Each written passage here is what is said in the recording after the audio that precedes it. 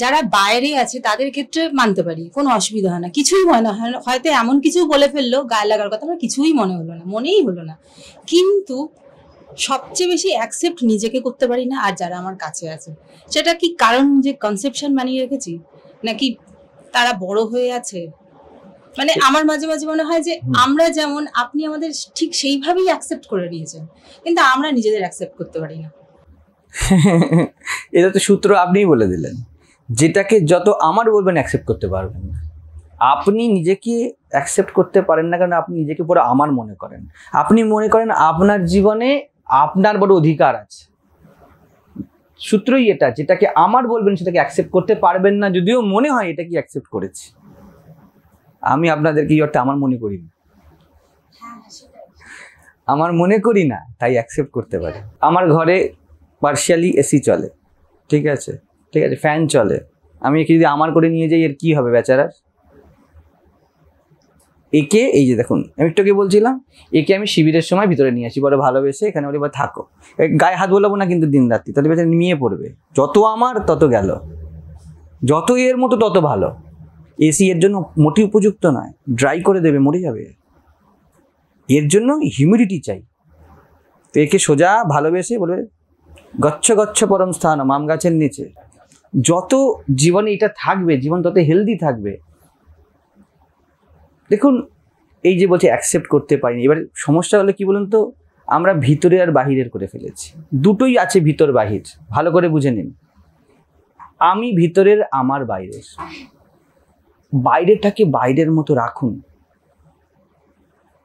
যেটা ভিতরের তাকে ভিতরের মতো রাখুন। আপনার আমি, আপনার থাকা, আপনার অস্তি একমাত্র ভিতরের বিষয়, যার সাথে আপনি কমফোর্টেবল হতে পারেন। দেখুন, যখন আপনি বলছেন যে আমার নিজেকে মানতে পারি না, ইউ আর টকিং অ্যাবাউটস। কি অ্যাবাউটস? ওটা তো বাইরেরই, ওকে থাকতে দিন ওর মতো, গাছের মতো। আপনার ভালো, আপনার মন্দ, আপনার সাথে থাকা ভালো মন্দ ব্যক্তি, এগুলি সব বাইরের। সংসার ত্যাগ করার কথা বলেছেন, এটাই সংসার ত্যাগ। এটা আমার নয়, ইটস ট্রু। এটা আপনার নয়। এখন বৃষ্টি হবে কি না হবে আপনার উপর, আপনার হাত নেই তো। ঠিক তেমনি আপনার মনে কখন বৃষ্টি হবে, আপনার মনে কখন রোদ উঠবে, আপনার পুরোপুরি হাতে নেই।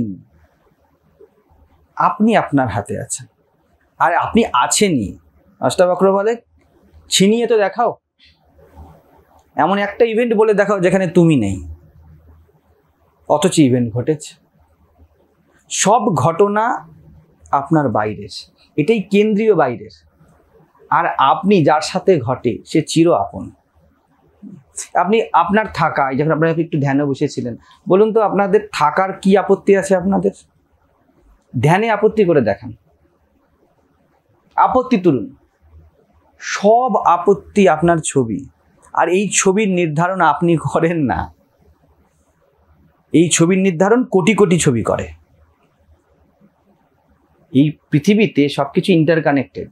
সেই জন্য আপনার সুখ, আপনার দুঃখ, যেই সব অনুভব আপনার উঠছে, এই সব কিছু কিন্তু কানেক্টেড বিষয়। রোদ উঠবে, দেখবেন আপনি হাসতে শুরু করবেন, ভালো লাগছে বেশ। বৃষ্টি হবে, আপনি একটু মর্ন হয়ে যাবেন। আপনার সুখ দুঃখে পুরো কোথায় অধিকার? প্রকৃতি, আবহাওয়া আপনাকে এগিয়ে নিয়ে চলে যায়। আপনি চাইছেন খুব এনার্জেটিক, আর বাইরে হচ্ছে 43, আপনার এনার্জি কোথায় থাকবে? আপনি যে কাজটা রোজ করেন সেটা বলুন ভালো লাগছে না। এই যে আপনার প্রত্যেকের দিনের ভালো লাগাটা ভালো লাগছে না, সূর্যদেব ডিসাইড করেছেন ভালো লাগবে না। আপনার হাতে কোথায়? এরকম প্রত্যেকটা জিনিস আপনি যেগুলোকে ডিফাইন যেভাবে করেছেন, আপনি মনে করছেন যে আপনার ইচ্ছায় চলছে, তা কিন্তু নয়। আপনার ডেফিনেশনও কিন্তু কোনো না কোনোভাবে গাইডেড, আপনি পারবেন না ডিফাইন করতে। ওই জন্য সব থেকে ভালো সূত্র, আমি নিজেকে জানি, আমার বিষয় আমি জানি না। যেখানেই যেই সম্পর্কগুলিকে, যে কোনো সম্পর্ক, সে ছেলে মেয়ে ভাই বোন, বাইরে ভিতরে নিজের, যেগুলোকে বলতে আমার শব্দ প্রয়োগ করা হয় না, ওগুলোকে পরই জানি। প্রকৃতি সবার পরই থাকে। আর একটা অর্থে সব আপনার।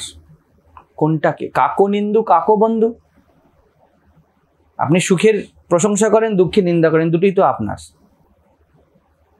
মায়ের আধার কোলে শিশু রবি শশী দোলে। চাঁদের যে শীতলতা সেটাকে আপনি ছোট বলবেন, আর সূর্যের প্রখরতাকে বড় বলবেন? মায়ের দুটি কোলে দুটি দুলছে।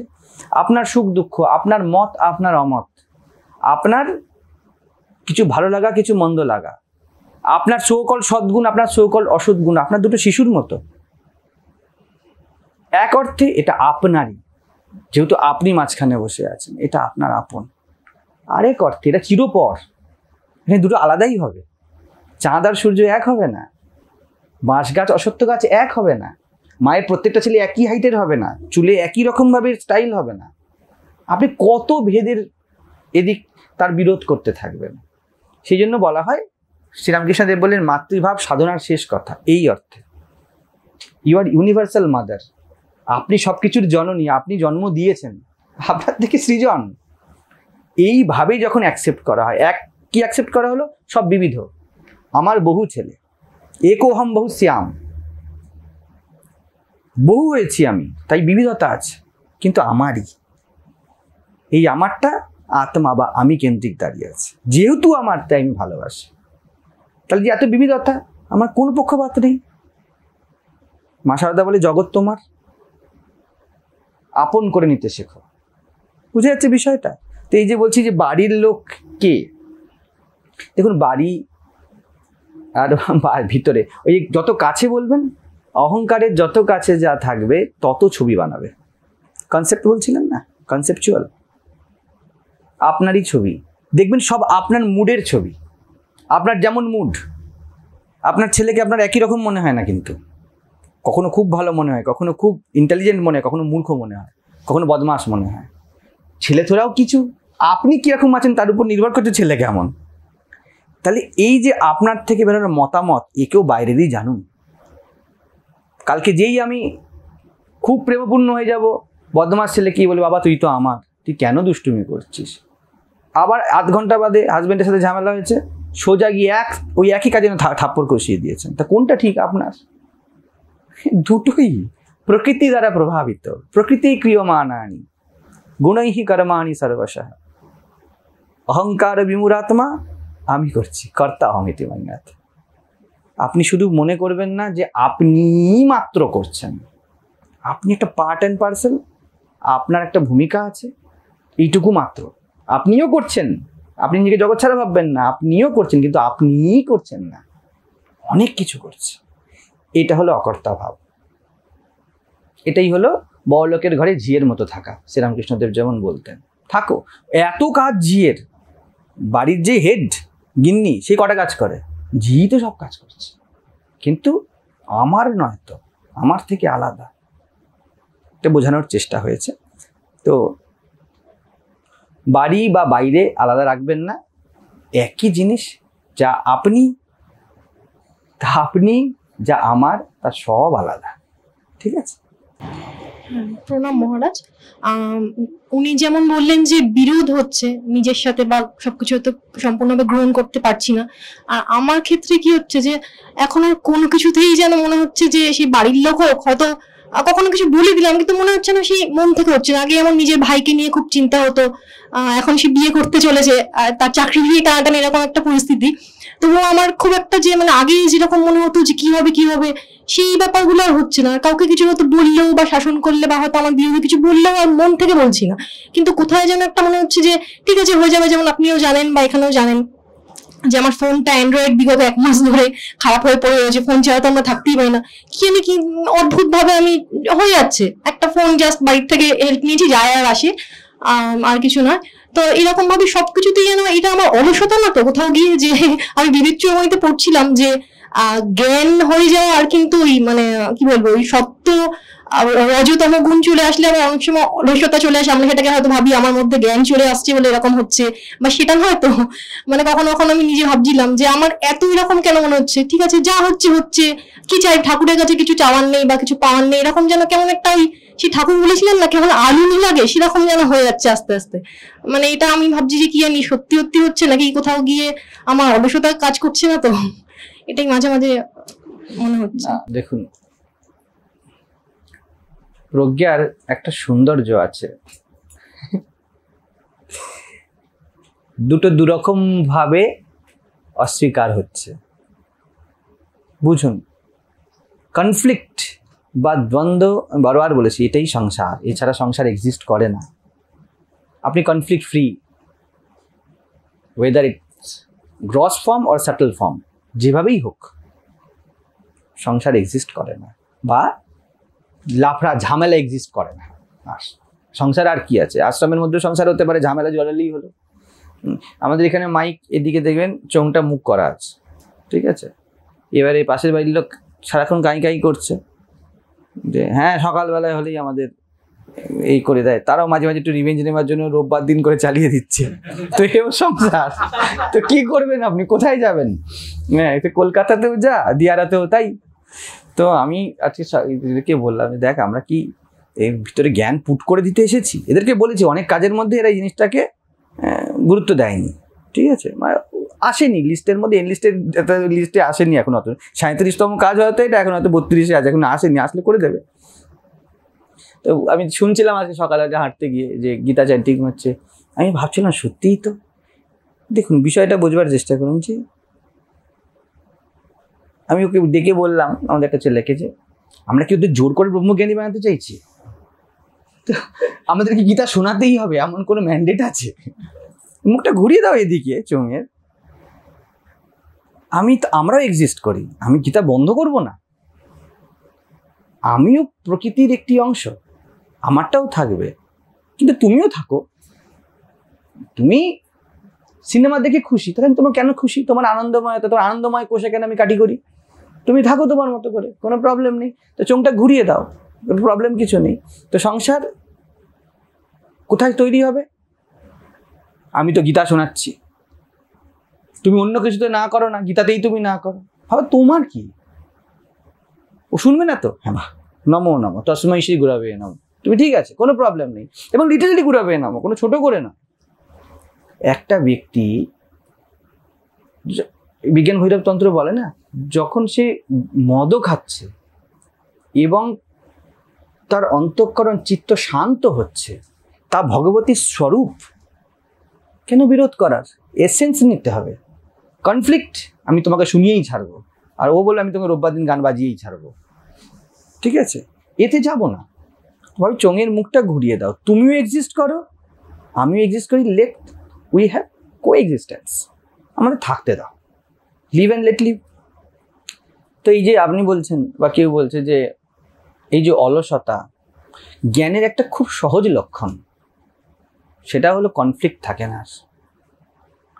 আপনি 500 কিলোমিটারের মধ্যে 200 মিটার গেছেন, 200 মিটার কিন্তু গেছেন, ইভেন্টে এই বিষয়ে কনভিকশন থাকবে।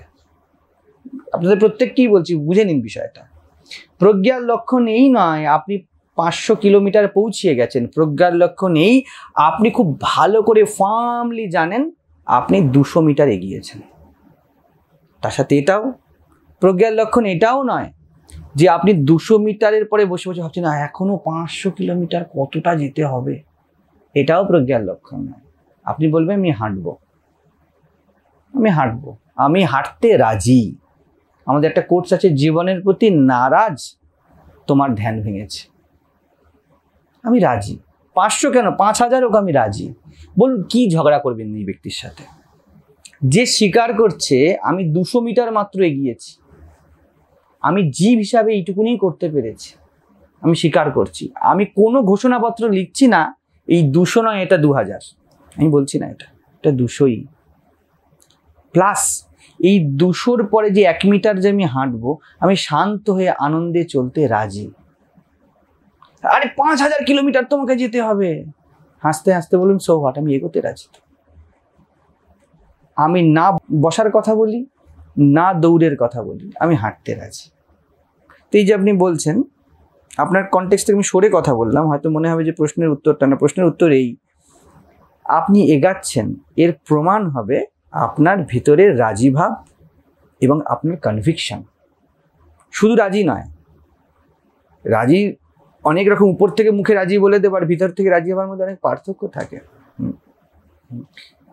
তো যখন ভিতর থেকে আপনি রাজি হয়েছেন, জীবনের প্রতি আপনার কোনো বিরোধ নেই, জীবনের প্রবাহের সাথে আপনি বইতে জানেন, তখন আপনার সাথে দুটো একসাথে থাকবে। একটা হলো কনভিকশন। এই কনভিকশন কি দেয়? আপনার মধ্যে তেজ দেয়, এনার্জি দেয়। এই কনভিকশন না থাকলে আপনি ভ্যাদে হয়ে যাবেন। অনেক আধ্যাত্মিক মানুষ দেখবেন ভ্যাদে হয়ে গেছে। এরা মুখে বলছে রাজি, কিন্তু এরা বিবশ, এরা পরিস্থিতির কাছে বিবশ। আমি তো রাজি, রাজি তো মুখ কেন পাঁচ কেন এরকম? কি করব? যে বললো কি করব, যার মনে উঠলো কি করব, তার থেকে বেশি নারাজ ব্যক্তি জগতে কেউ নেই। আসে আপনি যে সম্পূর্ণ রাজি, তার প্রথম প্রমাণ আপনি এনার্জেটিক থাকবেন। আপনার সংশয় রাহিত্য আপনার ভিতরে প্রজ্ঞার আগুনকে জ্বালিয়ে রাখে, সংশয় নেই। বিবেকানন্দ তার স্তোত্রে বললে, সংশয় রাক্ষস নাশ মহাস্ত্রম ইয়ামি গুরুম শরণম ভববৈদ্যম। সংশয় রাক্ষস নিধন হয়। বুঝতে পারছেন তো? আপনি অলস কি লোভী কি ধ্যানী, এই বিষয়ে আপনার ফুল কনভিকশন থাকবে। সততা এমনই জিনিস না, চোরও ভালো করে জানে যে আমি চুরি করেছি। কনভিকশনে তার এতটাই থাকে, আমি জানে চুরি করেছি তাই তো পালাচ্ছে। চোর মিথ্যাবাদী নয়, চোর সত্যের উপর দাঁড়িয়ে আছে, ও জানে না। শুধুমাত্র চোর ভাবে যে আমি চুরি করেছি তাই পালাচ্ছি, কিন্তু দেখুন কতবারই সৎ। ও 100% জানে, ওকে ও নিজে একবার কিন্তু নিজের মনকে বলতে পারে না আমি চুরি করিনি। জগৎকে বলে দেবে চুরি করিনি, ও কিন্তু নিজে জানি ও চুরি করেছে। তো সৎ তার জায়গা থেকে সরেনি, প্রজ্ঞাও সেরকম সৎ। আপনি জানেন আপনি অলস কিনা। যদি অলস শব্দ ওঠে, যদি কিছু ওঠে, তাহলে হতে পারে এটা কোথাও হয়তো এক্সিস্ট করে। অ্যাকসেপ্ট করুন, ডিল উইথ ইট। একজন ব্যক্তি, আমাদের এখানে একটি ছেলে ছিল, খুব শান্ত, এইভাবে জিনিস তোলে, কাপড়টা নিল এইভাবে নিয়ে, শান্তির প্রতিমূর্তি। এই যে আচরণ, এই ব্যক্তি যদি প্রজ্ঞাবানও হয়, ঠিক আছে, তখনও কিন্তু এটা এমনই করবে। এটা কিন্তু প্রকৃতি দ্বারা গাইডেড, এটা কিন্তু প্রজ্ঞার ফসল নয়। সেই জন্য আমরা যদি কোনো আউটার এক্সপ্রেশনটা এরকম দেখি, তাকে প্রজ্ঞাবান ধরে নিই, ভুল হবে। বুঝে যাচ্ছে তো? তো প্রকৃতিগতভাবে কেউ অলসও হতে পারে। সে যদি প্রজ্ঞাবানও হয়, তার মধ্যে কিছু অলসতা থেকে যাবে, প্রকৃতি দত্ত। শ্রীরামকৃষ্ণ অত জ্ঞানী, আর তামাক খেয়ে খেয়ে ক্যান্সার করে ফেললেন, কেন এইটুকু ছাড়ার বুদ্ধি হলো না? নিশাগত মানুষ বিড়ি খেয়ে খেয়ে মারা গেলেন। রমন মহর্ষিকে 1000বার বলা হচ্ছে যে ঠান্ডার মধ্যে কিছু গায়ে দিন, দিয়ে আবার একটু বাদে খুলে রেখে দিচ্ছেন। তো কি করবেন আপনি? এটা প্রকৃতি। তো প্রত্যেকের প্রকৃতি আপনার হাতে নয়, প্রকৃতি ক্রিয়মান, অটো গাইডেড। কিছু আপনাকে দেওয়া হয়েছে। এই সত্য রজতম যেই গুণের কথা বলছেন, এটা পার হওয়ার অর্থ কি? You are no more worried about it. আপনার তো চিন্তা নেই। আমি অনেকবার কথা বলতে গিয়ে আপনাদের এই কথা বলেছি, কি আছে আর কি দিয়েছে ভগবান, তার থেকে অনেক বেশি আমাকে দিয়েছে, আমাকে চিন্তা দেয়নি কি আছে তা নিয়ে। আমার মোটেই চিন্তা নিয়ে টিনের চাল কবে ঠিক হবে, হলে খুব আনন্দে করব। আবার হলে, যেটা আমি এক্ষুনি আমি পুরোটাই বললাম, যদি কেউ যদি এক্ষুনি উদাহরণ বলছে, আবার কিন্তু ভাববেন না টাকা দেওয়ার কথা বলছি। হ্যাঁ, তো বাঙালিকে আমার বড় ভয় করে এই বিষয়তে। যদি কেউ 10 লাখ টাকা দিয়ে বলে যে এখানে টিনের চালটা কি দিয়ে মহাজ, এটা করিনি, আপনি কী সব খড় দিয়ে করছেন, এইখানে ইঁদুর ঠক ঠক ঠক করে যায় উপর দিয়ে, তো আপনারা ঠিক করিয়ে নিন। আমি এক্ষুনি এনার্জেটিকভাবে বলবো, আমাদের সুরজিৎ আছে, বলবো সেখানে দাঁড়াও, সুপারভাইজ করো, এই ইটটা কেন পড়ে আছে, সিমেন্টগুলো যাতে নষ্ট না হয়ে যায়, আরে কেউ দিয়েছে। আমাকে পুরো এনার্জেটিক দেখবেন ওই ক্ষেত্রে। তার মানে এখন বসে ভাবছি টিনের চালটা কী করে ঠিক হবে। এইটাই কিন্তু দেখুন, আমি আমার অনুভবে বলছি। হ্যাঁ, এটা মূর্খামি না প্রজ্ঞা আমি জানি না, আপনি আমায় জিজ্ঞাসা করেছেন তাই আমি উত্তর দিচ্ছি। আমার মনে হয় এতে আমি খুব রিল্যাক্স অনুভব করি থ্রু আউট মাই লাইফ। যেটা আসছে বা যেটা আছে ওটাকে যতদূর সামলানোর সামলান, যেটা নেই ওটা নিয়ে অত মাথা না মেরে। কারণ জীবন এই মুহূর্তে টিনের চাল রূপে ম্যানিফেস্ট করেছে, তো আমি খড়ের ব্যবস্থা করবো যাতে টকটক করে বৃষ্টির আওয়াজ না হয়। যেদিনকে অ্যাকাউন্টে টাকা আসবে সেদিনকে আমি ঢালাইয়ের ব্যবস্থা করব। আজকে যেমন ভালোবেসে খড় দেব, কালকে তেমন ভালোবেসেই কিন্তু সিমেন্ট এবং স্টোন চিপকেও রাখবো। বুঝে যাচ্ছে? এটা ওর থেকে উঁচু নিচু নয়, এইটা জীবনের প্রসাদ। তো যদি আপনি অলসতা, যদি আপনার প্রজ্ঞার সাথে আপনার নেচার হয়, আপনি গ্রহণ করবেন, কোনো অসুবিধা নেই। ঠিক আছে? অ্যাক্টিভনেস বিটুইন অলসতা আপনি দেখতে পাবেন। হ্যাঁ, থাকে কারো কারো শরীর মনের গঠন, ওটাকে নেওয়া যায় না। রাউন্ড মার্চিয়াম বসেই আছে, তেমন অলস ব্যক্তি খুব কম পাবেন। ওনাকে যদি লিটারলি হয়তো জিজ্ঞেস করা যে চলো না একটুখানি কাজকর্ম বাজার টাজার করা, ক্যা করনা হ্যাঁ, অত কি একটু হিন্দি তো আর বলবেন না, হ্যাঁ কিছু অন্য কিছু বলবে, তামিল কান্নার যা ছিলেন তাইতে বলবেন। তো ক্যা করনা হ্যাঁ, সাম্বার লাগাও, ছোপ লাগাও, খালো। অলস নয় ব্যক্তি, এটা প্রকৃতি, ঠিক আছে? তো যার যেমন প্রকৃতি, সত্য রজ তমকে অতিক্রম করার অর্থ আপনি এই নিয়ে চিন্তিত নন, লেট ইট বি। এটা মুখে বলা নয়, এটা আপনার অন্তর থেকে আসবে। তার ফলে কি হবে, আপনি প্রশান্ত থাকবেন এবং জীবন এই সময় যা দাবি করছে আপনি তাতে তা করবেন, যতদূর আপনাকে প্রকৃতি আপনার ম্যানুফ্যাকচারিংয়ে যতখানি জ্ঞান বুদ্ধি দিয়েছে। বুঝে যাচ্ছে? তো লক্ষণ এটাই হবে, যখন ভিতর থেকে উঠবে আমি নিশ্চিন্ত।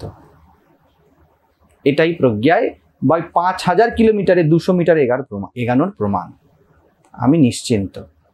এরপর কি বসে পড়বো, হাঁটবো, আমি নিশ্চিন্ত, কি অসুবিধা আছে? ঠিক আছে।